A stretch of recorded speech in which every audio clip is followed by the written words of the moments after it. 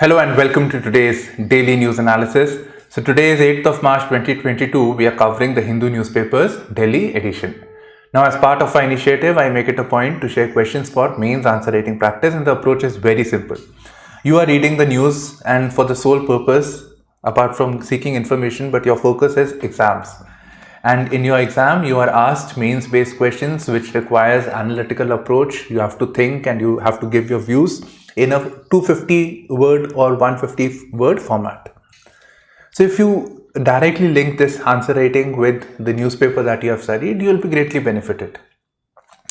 And when I'm covering the news, I'll always refer to the prelims related facts or things that can be asked. So in both ways, your current affairs is getting comprehensively covered. Right. You can get your answers evaluated with me, so up to 2 answers per week, and the details for sharing your answers are there in the description box below. Now today, as it is Women's Day, so today we have opinions on women. So these are the two subject matters, and I have two questions on the same subject. In fact, actually 3. I'll discuss one more concept and you can prepare that as a note. And then we'll proceed with the national news, right? So then we'll proceed with the normal routine news. So the first article, and before that, let's look at the questions so that you have something in mind, a picture in mind when we are reading the opinion. So women's informal work is central to feminization of poverty. Feminization of poverty. What does this mean? See, poverty is there, so poverty should be universal. Like if 30% of the population is poor, then men, women, 30% should be poor. But what we see is the proportion of women who are poorer, right? That is more than the proportion of men. So feminization of poverty. Likewise, there are other terms like feminization of agriculture. So we are seeing this feminization of old age. So these are associated concepts, and all of them, feminization of agriculture, feminization of old age, is linked with feminization of poverty. Think about it, what could be the correlation? So this is particularly from the statement that was given by the World Health Organization. So I want you to elucidate this. Elucidate means you have to substantiate this. You have to go with the statement. You have to just establish this in 150 words. We'll do this article and automatically this thing will be clear. Explain the paradox of low participation of women in the labor force. Participation of women is coming down. It was at 26% in 2005. It has come down to 19% in 2019, and now because of the pandemic, it is at 16%. You getting it? Participation of women was this, it has come to this. Despite higher education outcomes have improved. We have Sarva Shiksha Abhiyan, universalization of education. We have greater awareness. Society is, the mindset of the society is said to be opening up. But yet, we find participation of women in labor force to be declining. That's the paradox. Inflation is increasing. But still incomes are declining, but still participation of women is coming low. What is the reason for this? So this is again something which is very typical as to how UPSC asks questions in the GS1 paper. Okay, so let's get on with the article over here. So working woman too with a dream of good childcare. So this is the focus. And so when I refer to this also, informal work also, or informal workers basically. So it says more than 95% of India's working women are informal workers. They lack affordable services, maternity benefits. So women's informal work is central to feminization of poverty because they are not able to get those services, they are not able to get maternity benefits, they are not able to join the workforce because of this. So there are certain constraints, and now you can see this question is also relatable now. Okay, now what does this informal means? I have discussed this earlier also. So basically there is formal sector, so where anything is being which is basically abiding by the regulations of the government, or it is providing any sort of statutory requirements are there on the company that okay fine, you have to provide pension or provident fund, you have to provide them insurance or maternity benefit, or you have to provide people with minimum wages act. So any one of them is also provided, that will qualify as a formal sector. So informal means all these services, all these requirements are not being fulfilled, they are not registered, these companies are not registered, and therefore it is informal, and the people who are working, naturally they are disadvantaged. The condition of work, the condition of pay is very, very low. Now again, you can correlate this. Okay, so we have, how do we know this? 95% of India's working women are informal workers. We know from a report of the International Labour Organization, which has said this. So female workers who work in labor-intensive, low-paying, highly precarious job conditions with no social protection. So this is the reason why we are witnessing feminization of poverty. Right, so most of them are working towards this in this particular sector. Now, because they are working in informal sector, like for example, if anybody works in the formal sector, particularly women, so they will get provisions like safeguards like Maternity Benefit Act. So a maternity benefit was provided in 2017. I mean, it was always there, but it was improved upon. For example, it provides for maternity leave for employees up to 26 weeks. So this is a long period. So up to 26 weeks it is provided. It also provides options of work from home on mutual agreement with the employer. It also provides for creche facility. Creche means that women who have children, so they can, at a smaller age, so they can, because they can't move with the children, and they work also side by side. So there are certain facilities where they can leave their children at creche. So their basic needs, they are looked after in the creche, and women work, and then they can take back the children and go back to the house. So these facilities are naturally not available for the women of the informal sector. Now, because of the child and the responsibility, and women being expected to women only looking after the child, so that is also a factor as to why women are not participating in the labor force, and 95% of women are in the informal sector. Right? So social constraint, the responsibility of bearing the child, looking after the child, should be a mutual one between the husband and the wife, with both the couple. But here the burden, more of the burden is on the woman over here.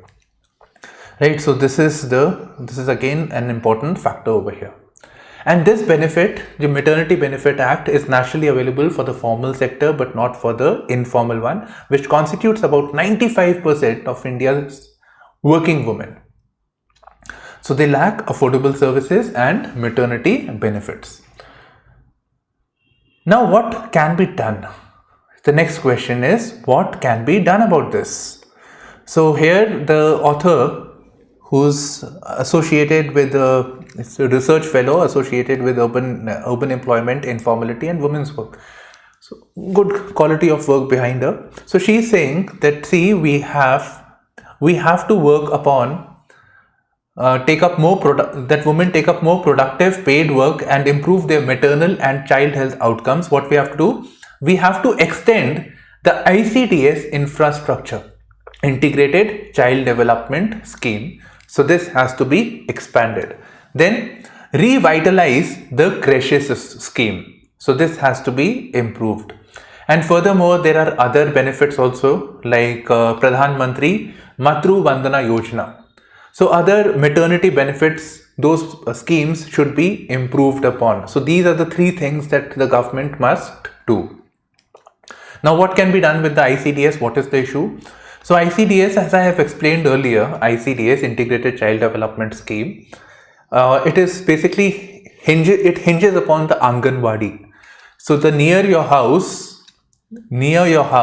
there will be an Anganwadi, right? So let's say A, B, C, D, these houses are there. So in the vicinity, there will be an Anganwadi where the where the smaller child can be sent over there. So between the 0 to 6 age group, so they can be sent over there. They'll be provided nutrition, they will be provided some healthcare benefits also, like immunization, that can also be done. Education, informal education at the pre-primary level, that can be provided, so that even the new education policy was talking about. So that type of care is provided over there. Now this is for 0 to 6 years age. Now the author is saying that the most of the benefits are actually provided between the age group. It is not tending to the needs of under 3 year of child. And but ICDS, when we read, it says 0 to 6 years age group. So what my understanding is that children above the 3 years and between 6 to 3 to 6 years are basically attending the Anganwadi scheme, ICDS, and they are being provided nutrition, the free meals, basically schooling, playing activities in that Anganwadi area. So the junior between 0 to 3 years, they are not being looked after. The ICDS is not able to cater to that. So this has to improve. This has to be increased upon. Because if 0 to 3 is not being looked after, and that is the one that requires much more care as compared to 3 to 6. So therefore the mother has to leave her work and tend to the child. So this is the issue. Second is that ICDS works, the work hours of ICDS are much shorter, while a normal working person goes from 9 to 5 jobs, right? Or 10 to 6. So for them, the Anganwadi will close at 1 o'clock, 2 o'clock in the afternoon. So it becomes very difficult for them, because then they will not be able to work after those hours. So the Anganwadi hours or the ICDS should increase, right? So the infrastructure, the capacity should increase. Then is revitalize the Creche scheme. So we have the National Creche scheme, which comes under Ministry of Women and Child Development. So Creche is ultimately, again here, it has to be maintained by as per the Maternity Benefit Act, as per any company that employs more than 50 or more women. But that is only for formal sector. So what about informal? And again, even between the informal sector also, 50 or more women.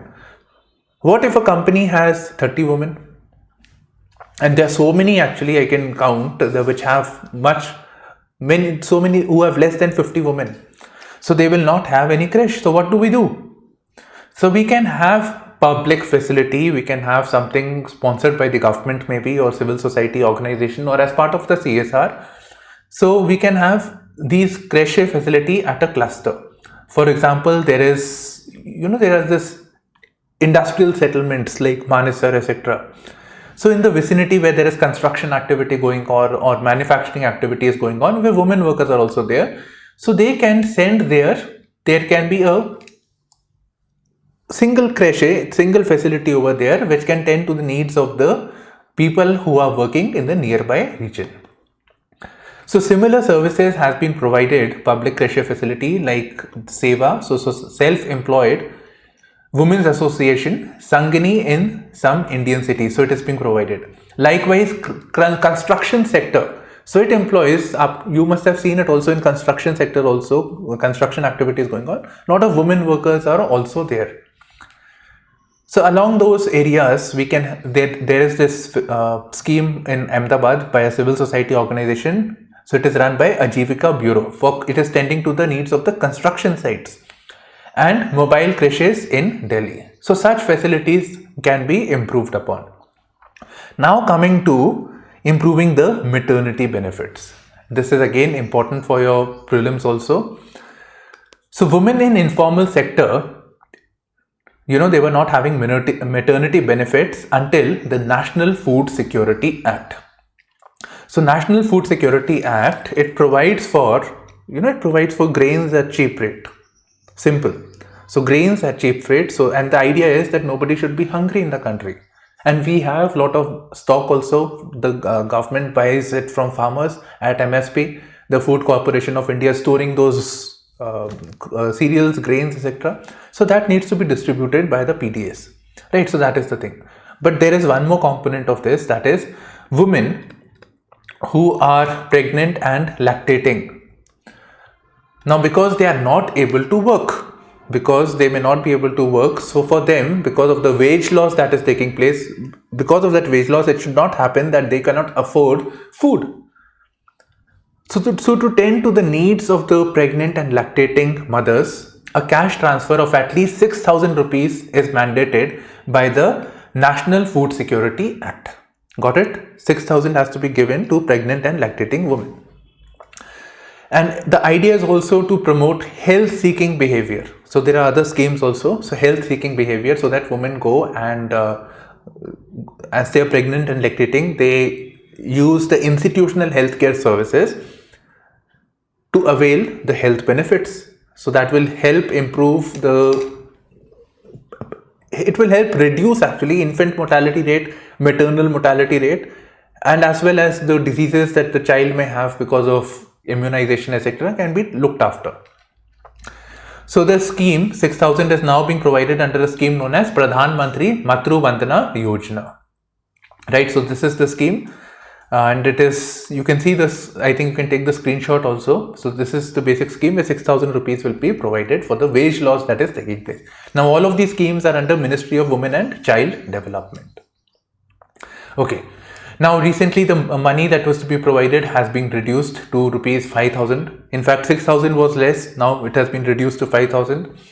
So this needs to be improved, and for this there are various states who have been providing. 6,000 is less, the need is, let's say, 20,000 rupees, 30,000 rupees.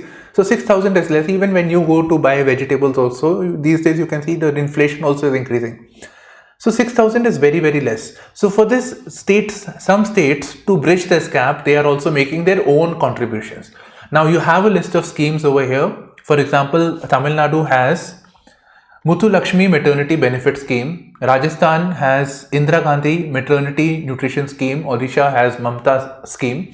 So these schemes of the states are actually much better in terms of the benefits they are providing, and it's bridging the gap that is there, or that disadvantage that the women have with reference to maternity benefits. Okay. So this is what is there, and the government needs to spend more on this. Right, so this is the basic article over here, and these are important points that you must take note of. Now one thing I think I missed over here. So this International Women's Day is there, and this event has a theme. So the theme for 2022 is Gender Equality Today for a Sustainable Tomorrow. Why? Can you comment on this? Can you write, why do we need gender equality for a sustainable tomorrow? Do it by yourself. I would like to read it. It's beyond this two answers limit. Let me see your imagination, creativity over here. Okay. Now let's revisit the questions. Women informal work is central to feminization of poverty. So poverty more in amongst the women over here, and what would be the reason? So because of this informal work, they are not getting the affordable services, they are not getting maternity, they are not getting the benefit of creche, they are dropped out of the working sector, right? So they are out of employment because of this, and therefore their share in poverty naturally increases because of this. Okay, so this is the basic reason over here, and this needs to be addressed. I think I've written some points like right now, just 1 second. Yeah, so this is it. Explain the paradox of low participation of women in the labor force. Why is there low participation? You can start by stating some facts over here. For example, this is the fact that I referred to, right? So participation is coming down. In fact, it is there in the next article also, and it tells us about what mitigation measures can be taken, and that is from person with the Niti Aayog. So this is there. Now there are two reasons. One is naturally about the social factor, the maternal patriarchal society that we live in. So this is the reason, one of the issues over here. Then the social factors are there. The other is with reference to the disadvantage in terms of wages that they are provided. Then the issue of women's safety. So because of women's safety, concerns of safety and security, women prefer to be in the nearby areas only. They don't want to go out and explore. Concerns of the safety, or the family is concerned about it. Likewise, as we go higher up also, we find less representation of women in senior post. So we see large number of women drop out at the mid-level career. So it is maybe because of the harassment or some sort of discrimination that is taking place, and lower promotional prospects. So women are not deemed as, there are women who are doing very successful, but when we look at the promotional side, somewhere there is a preference for the male candidate over the women because of the family responsibility or the perception that is there, right? So this is basically issue over here, right? And you can explain the paradox. So paradox of low participation. So we have education, we have price rise, but still we see that the employment is coming down. So that is how you can start. So 26%, 19%, and because of the pandemic, now it is 16%. You can start by this, referring to the pandemic, and then move on with this part over here, right? And what mitigation measures can be taken, and you can also give a reference of the informal workers and then explain the mitigation measures over here. Now we have some more in the next article. Now before going ahead, I have one more idea before you as to why do we need, and why is it very nice, it will be nice, there are some economic indicators or some reports which say if there is more participation of women in the workforce, then our GDP rates will increase at a much faster rate. It will double in a very short period of time. So why do they say so? What are the benefits of having more representation of women? So my observation is that first of all, we will have, and please you can keep a note of this thing, so a wider talent pool. 50% of the population is women, but we find that many of them are not participating in the workforce. So that is their talent pool. New ideas, right? New ideas, new perspectives on things. The perspective from, I think being women, again, a gender perspective also comes. The issue of, okay, one more thing. If more women are there in the workforce, then the issue of women's safety, as I have told you before. So that sense of confidence is there. There was this ad also of Uber or Ola where, there is this concern. She is boarding a taxi, a woman is boarding a taxi on Uber. She is concerned about the women's safety and all because of some events. So moment she finds, oh, there is a police, there is this lady driver, or in the police station, there is a lady constable. So there is a sense of safety, there is a sense of safety, basically, a confidence inspiring thing, basically. Right. Likewise, the harassment that is taking place in workplace or the discrimination on promotion, all those things will also be looked into. Now, other thing is, when women are provided wages or employment, then in that case, women have a tendency to, there are some reports which say that women have a tendency to invest in the household. So they have a tendency to invest in education, healthcare. So the overall outcomes of the household actually improve because of this. Now again, if we go over here, gender equality today for a sustainable tomorrow. So it is sustainable, it is leading to inclusivity.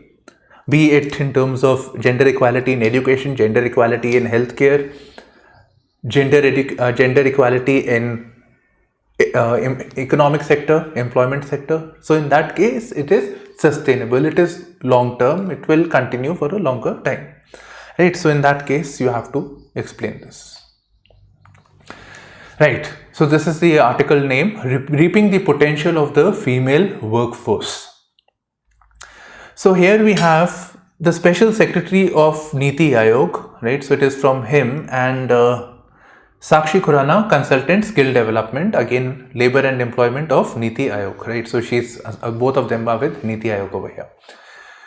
So I'll quickly cover this actually. So first of all, they are saying that we are looking at sectors of economy which can employ more labor force. So that is one area. So here we find that personal care is one sector where you can imagine, right, in manufacturing sector, how many people are required? Very few, because much of it is automated. Likewise, men is preferred. But one sector, personal care, is where not so much of investment is required, not so much of capital is required, but investment in healthcare, which again helps the society at large, society and economy. So here, personal care, especially of the old age people, right? So that also there is a lot of scope with reference to it. So we can find sustainable employment, long-term employment for people. Okay, so this is there, which lot of emphasis has been provided over here. So all healthcare workers and more than 80% of nurses and midwives, right? So basically there is a skew in favor of women over here. Okay, other thing they are saying is that women have a concern with reference to they want flexibility, they don't want to move out because of household commitments, right? As a couple also, when you're living, you have to look at the jobs of a spouse also. So in this case, the present day gig economy, it was asked in mains 2020, I think. So gig economy, so which provides employment in terms of gig. Gig means some sort of a project or some sort of a project is given that, okay, fine, this is the work that we have, will you like to do it? This is a gig that we have, right? So case by case basis, people are provided employments. So in this case, it also provides the benefit of work from home, right? So that kind of facilities, that kind of conveniences are provided in this. It doesn't provide sustainable income, by the way. Okay, so gig economy can be leveraged furthermore, keeping in mind the women in the economy. So that flexibility that it provides can provide more employment or more participation of women in the workforce. Now I'll give you one example of gig economy is Uber, Ola. They are not employed. These people have their own taxi. The app provides them that, okay, I'm the customer, I want to move from one place to another. So if anybody is willing, they can come. So that is one example of this thing. And sometimes we also have some work, okay, fine, you do this work for me, so that is again a gig economy in a way. So that can be provided, but for gig economy to take place, we want to look into the issue of availability of digital services, availability of mobile phones, internet connectivity. So here we have a data which suggests that access to internet and smartphone is much lower amongst the women. So we have a report from GSMA, and this report is known as Mobile Gender Gap Report. Now you see, this is important for prelims. Mobile Gender Gap Report is commissioned by which agency? World Bank, IMF, some IT related company, and then GSMA. So only 25% of women own smartphones, and compared to 41% men in India 2020. Right. So this needs to be addressed. So personal care, gig economy, and for this, the availability of internet, availability of smartphones. So this proliferation has to be improved upon. So women and their families need to be motivated to take up, yes, one more issue, skill development. So upskilling is very, very important. So skill training for women in job roles aligned to the gig, platform and care sectors, as well as other emerging sectors such as those covered in production linked incentive scheme. So we have this production linked incentive scheme where the government is providing subsidy to companies, already well established companies. So basically we are prioritizing on certain sectors of the economy. So that means there will be more jobs in those sectors, and these sectors are sunrise sectors, right? So certain areas like electronics manufacturing, solar manufacturing, solar cells, photovoltaics. So those things are covered under PLI. So we know, okay, fine, these are the sectors that they are going to grow. So why not have women who are skilled enough to get these jobs conveniently, right? So these are the three areas that needs to be looked into. And further, you have in the previous things as to what needs to be done, such as suitable measures to address it, the schemes of the government, right? So you can club both together and your answer would be prepared. And the other perspective as to why do we need more participation of women and gender equality today for a sustainable tomorrow. If you are able to do this entire thing, your topic of women is 80%, most of it is actually covered over here. You will have all the water points that are required for you. Right. Now this article was there, and this is about power and protest. That is the heading. So this is about 2 nuclear projects, but what I am concerned about is not so much about the events of the case. The events sound very similar to the case study component of our ethics paper. And this can be an ideal theme on which the UPSC can ask us a question, because it has done so. So let me explain in this format. You write your answer, because if I start writing the answer, it will take me a lot of question, because this is a story actually, and then the question is asked. So I'll explain the scenario before you, and you consider this as a question and write an answer and share it to me. Right? Again, out of that evaluation bridge gap. Okay. So we have this Andhra Pradesh, and this is Andhra Pradesh, and there are basically protests taking place because of 2 nuclear projects. And what are these 2 nuclear projects?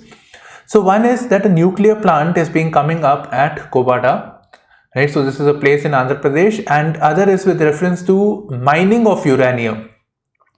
So this is being done by a company known under Department of Atomic Energy, known as Uranium Corporation of India Limited. Department of Atomic Energy. This is a company, right? These are important things I'm telling you. Okay. So mining activities taking place, and it is believed that this place has about 85,000 tons of mines. This place is known as Tumlapale, right? So this is a place in Kadapa district.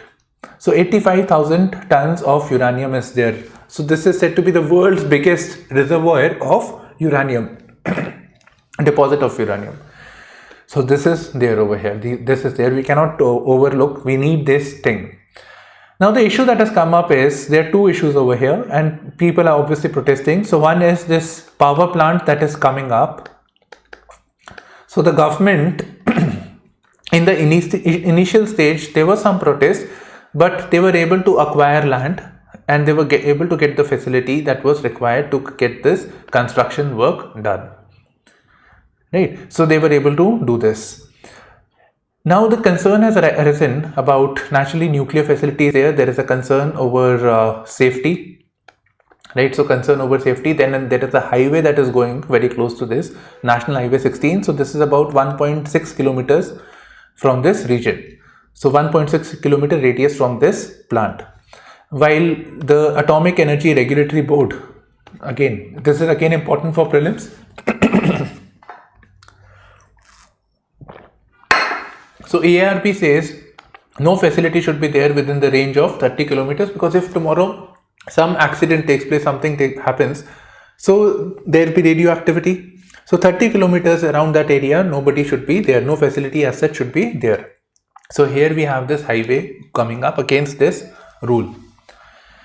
Right, so this is there. Furthermore, it is said to be close to a seismic zone. That is, it is prone to earthquakes, etc. So it is dangerously close to seismic zone. So imagine an earthquake is there and your facilities, nuclear facility gets damaged because of this, and the radioactivity and the impact it will have on the people around it. Recall the Bhopal gas tragedy, recall the Chernobyl incident that took place in Ukraine, right? Now it is there in the news also because of the war. Okay, so this is the basic issue over here, and people are taking note of it. Civil society is taking note of it. Opposition is taking note of this.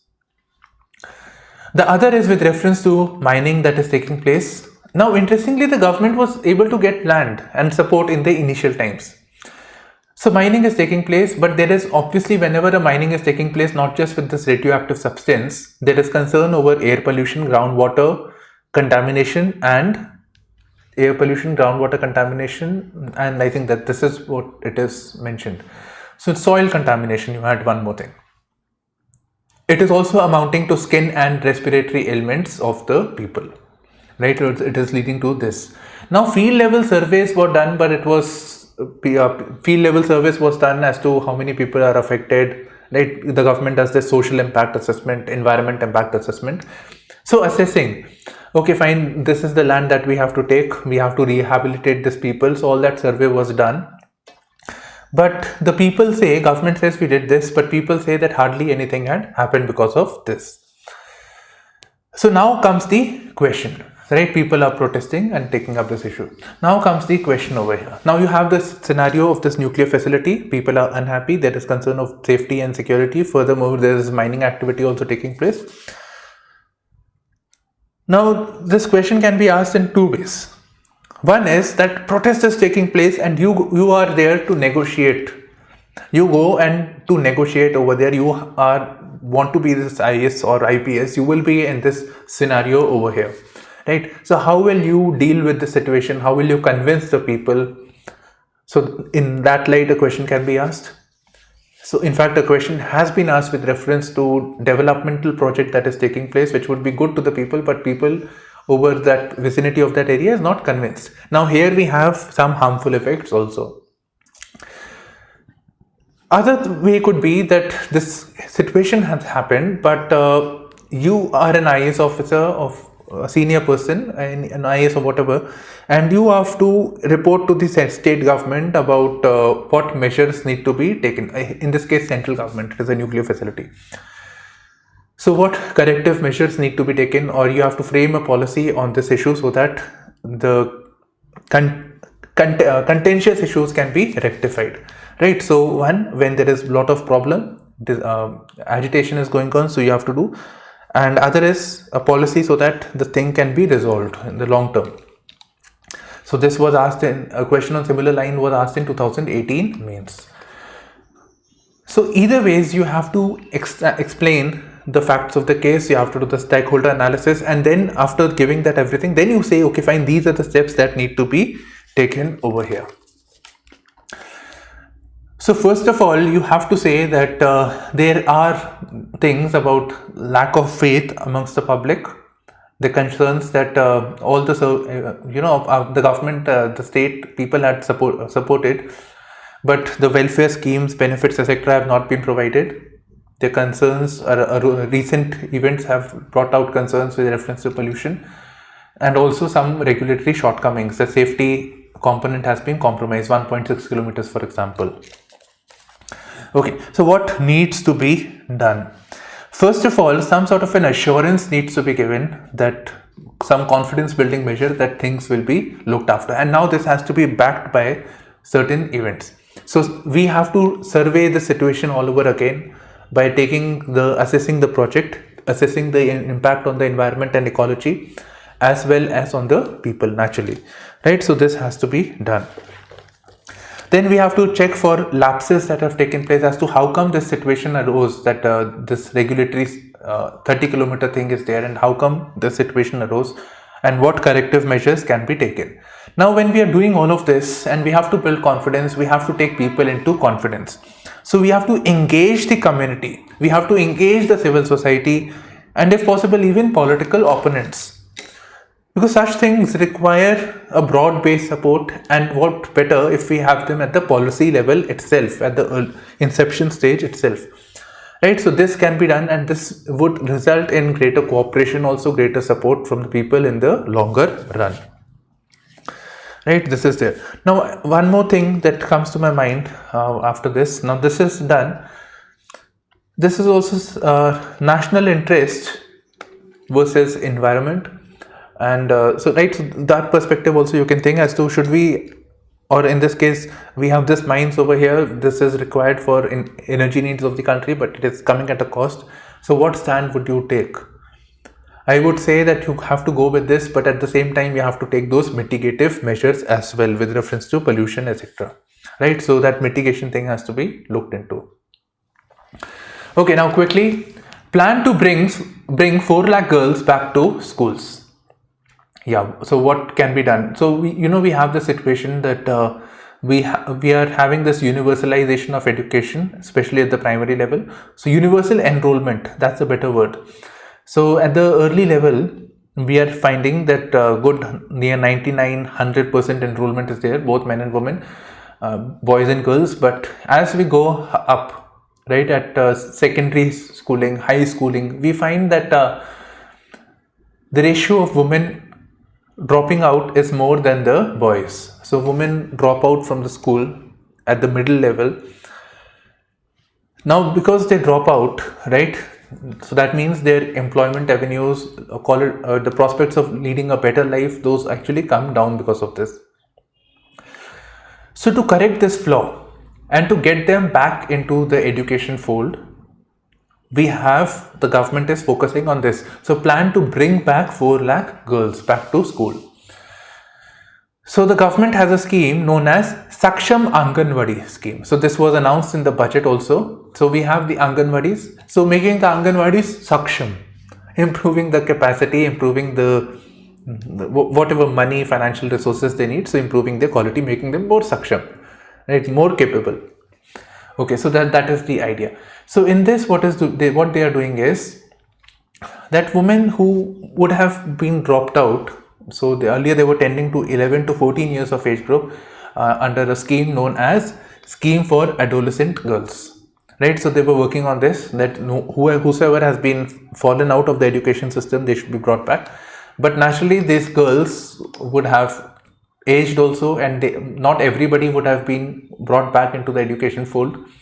So now the age group between 14 to 18 is being focused upon. The pivot of the government, or the one leg of the government, is on 14 to 18.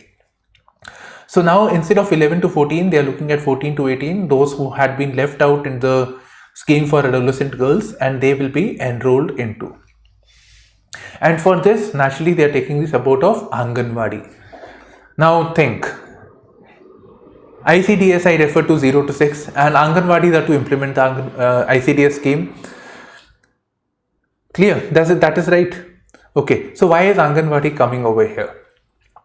So Anganwadis are people who are working at the Anganwadi level, are people, obviously the children who are going to the Anganwadis, they will age subsequently, but the Anganwadi will still remain the same, and these are the Anganwadi workers are belonging to the same society, same community.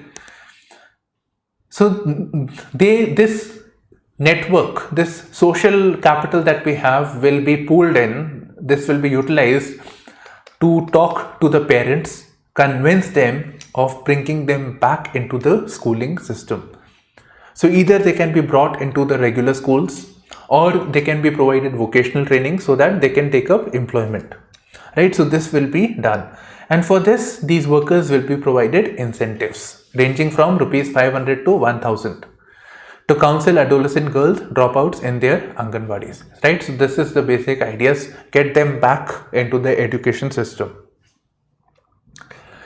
Labour Ministry launches a scheme known as Donate a Pension Scheme. Okay, this is not a new scheme actually. There is a scheme known as Pradhan Mantri Shram Yogi Maan Dhan Yojana, Maan Dhan scheme. So this provided for pension, especially of workers in the unorganized sector. And when I say unorganized sector, I mean informal sector also in this case. Both are different. So organized sector is based on basically the employees that are there in the company.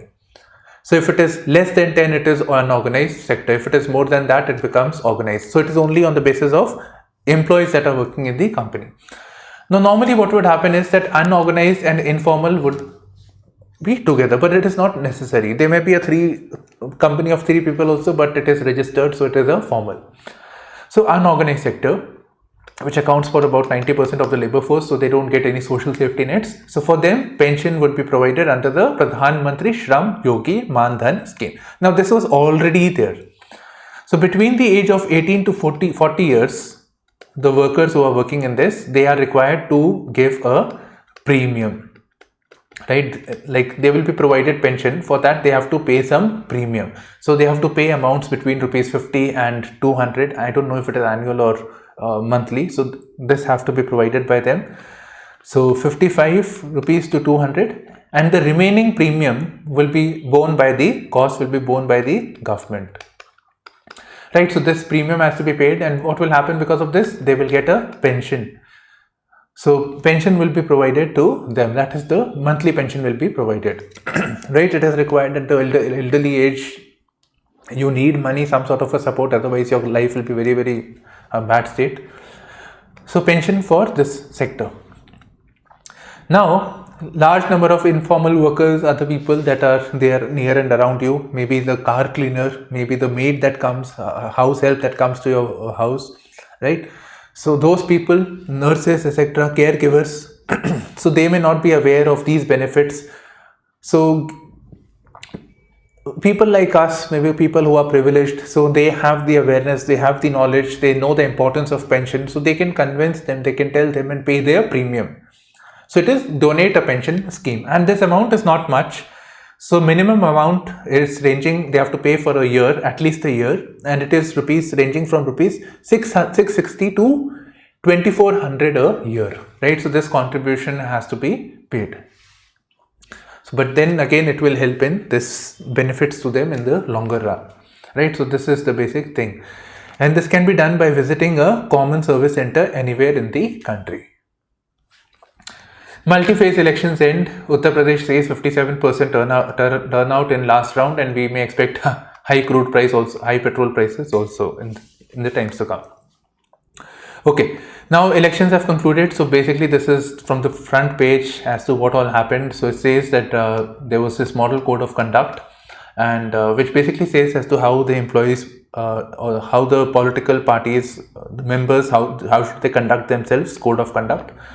So this is given by the Election Commission. It has no legal mandate as such, but everybody complies with it.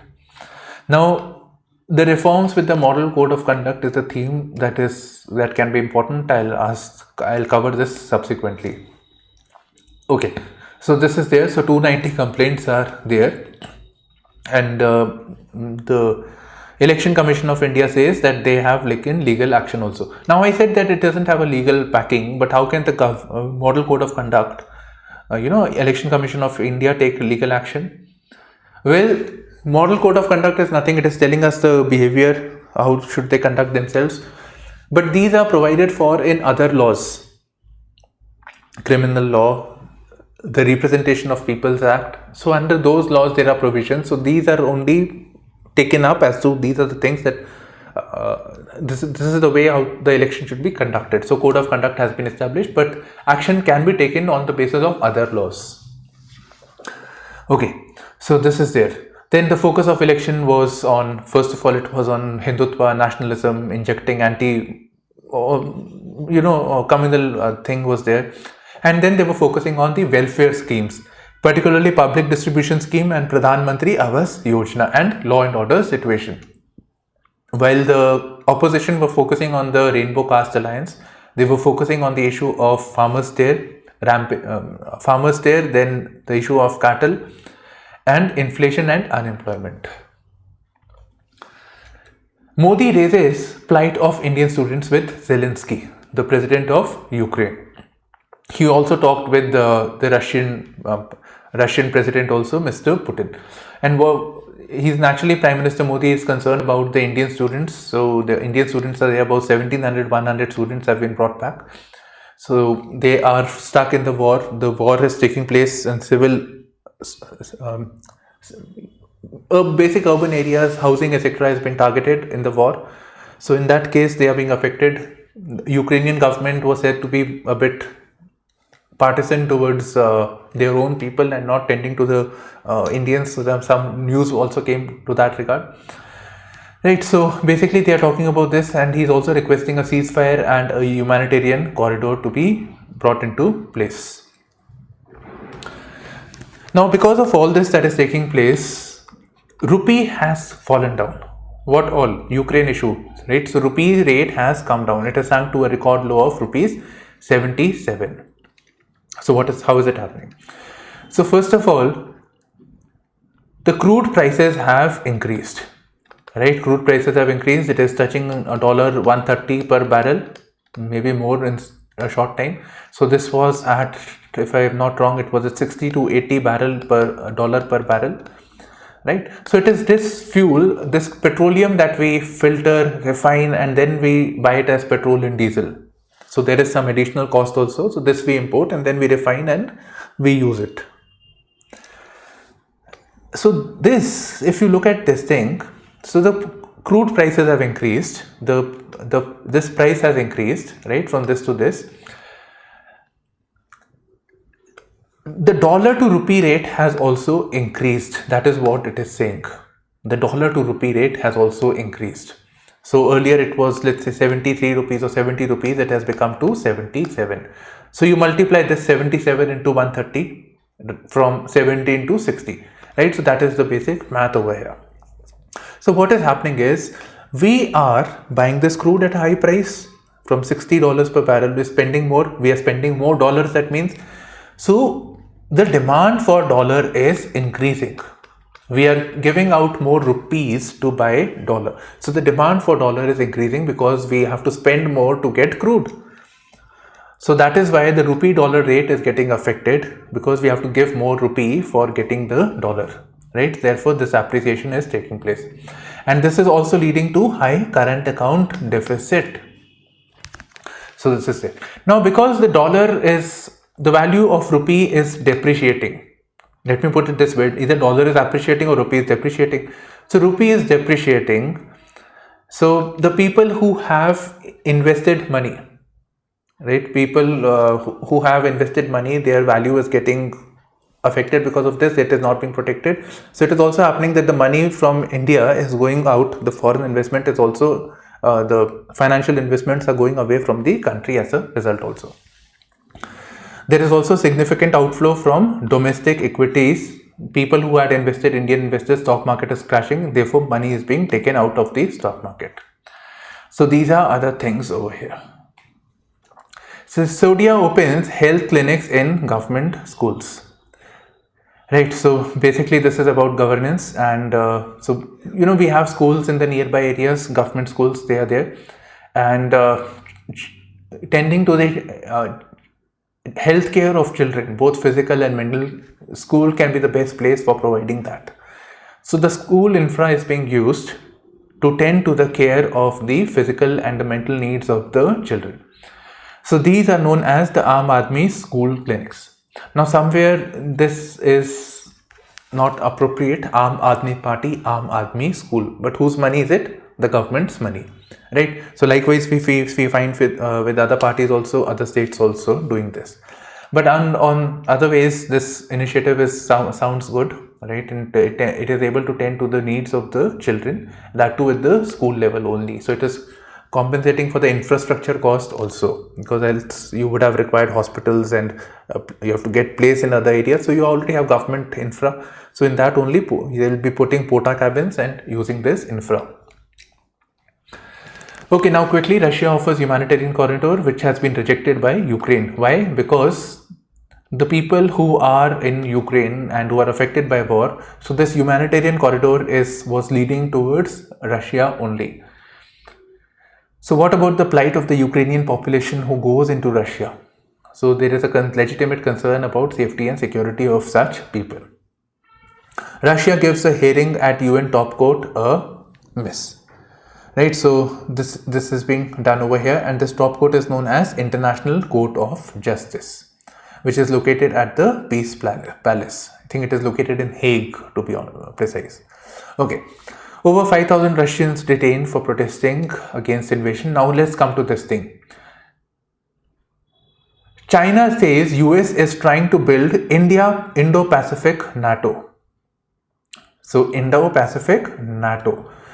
So this is with reference to, this is China, and so we have this basically with reference to the Quad. So Quad is India, Australia, Japan and USA. So they are talking about the Indo-Pacific region, and this used to be a military exercise, as I keep saying this, and now this has taken the form of Quad. When they say freedom of navigation, the issue is, or they talk about the rules-based order, which the foreign minister has referred to over here, that there is a country which doesn't abide by the rules-based order. Right, so in apparent reference to China over here. So they are calling this as Indo-Pacific NATO. Right, so Chinese are saying they are concerned about this rise of the Quad. They have been legitimately speaking on this thing. Now think a bit. Okay, first this thing, and now they are also talking about AUKUS initiative. This was asked in the mains 2021 also. So AUKUS is basically AUKUS, Australia being provided technology for nuclear submarines by UK and USA. nuclear facilities, and whom would it be protecting against? China. China is the major power over here, which is otherwise Asian, they don't have any issue over here. So it's basically targeted, again they say that it is in the Indo-Pacific region, well suited, so nuclear facilities targeting at China, right? So this had happened over here. So this is what the Chinese has been complaining upon, and the Quad members are saying that Quad is broad based, and we are looking at other areas of cooperation also, like infrastructure, vaccines, and technology. Now technology also, remember, they are looking at 5G, and 5G Chinese infra is way ahead, and we want to reduce the reliance on Chinese. So when they say technology, we want to move away from China. So in a way, that is also again aimed at China only. Okay, so this is here over here. Now what I wanted to say was that Russia has been saying that NATO is coming, and NATO is providing us concerns over safety and security of this Russia. That Ukraine will be part of the NATO, and their safety, because of Ukraine, Russia's safety is compromised, and therefore it has a legitimacy over attacking Ukraine. Somewhere we have this aggressor country. We expect that, like what has happened with Ukraine, may happen with Taiwan also. We have China, which has embroiled itself into territorial conflicts with the Asian members, with Taiwan, with Japan, and India also. So maybe in a way it may justify this using the Russian template. So this may take place. And furthermore, it has, with reference to the war that has taken place, China has seen to be very, very supportive and cooperative with the Russians. So they have said that they say that we respect the territorial integrity of the state, but at the same time, we have to look into the legitimate concerns of Russia. So they are the one outlier country over here. Right? All countries, even India, has been critical of this thing, even though they don't vote at the UNSC or the UNGA sector, but they have still been critical over here. And they have also been providing them trade at concessional rates. So when the sanctions, the entire world is applying sanctions on them, on Russians, Chinese are being very open. Give us oil, subsidized oil, give us this thing. Right? So they are opening up their economy to Russia, and they are providing them an economic lifeline. So it is weakening the position of the world, which are putting sanctions on Russia to curb the war over here. Right? So this is there. And furthermore, it may be possible, Australians are saying that like they are providing them trade restrictions on import of wheat, so they are providing them wheat. And there is a Chinese firm, like the banking facilities are being constrained for Russia. So Chinese firm who may look to replace Visa and MasterCard services that have been frozen in Russia. So those facilities are being provided, China's may facilitate with Russia over here. Right then, so this basically concludes our daily news analysis with mains answer writing practice. So thank you for streaming in to IAS Primers with me, Shubhashish. Bye bye, take care, and all the best.